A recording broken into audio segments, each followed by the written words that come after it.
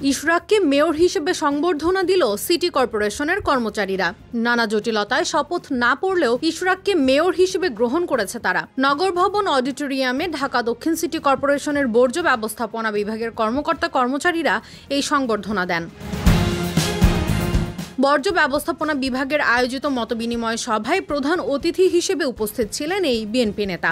সেখানে তাকে মেয়র হিসেবে গ্রহণ করে বর্জ্য ব্যবস্থাপনা বিভাগের পক্ষ থেকে ফুল ও ক্রেস্ট দিয়ে সংবর্ধনা প্রদান করা হয়। এ সময় ইশরাককে মেয়র হিসেবে সম্বোধনও করেন কর্মকর্তারা। এদিকে ইশরাকের শপথের দাবিতে বিক্ষোভ করছেন বিএনপি ও এর অঙ্গ সংগঠনের নেতাকর্মীরা। 16 জুন সকালে নগর ভবনের সামনে গিয়ে দেখা যায় প্রধান ফটকে যথারীতি ঝুলছে তালা। ভেতরে বিএনপির নেতাকর্মীরা কয়েক ভাগে অবস্থান নিয়ে বিক্ষোভ করছেন।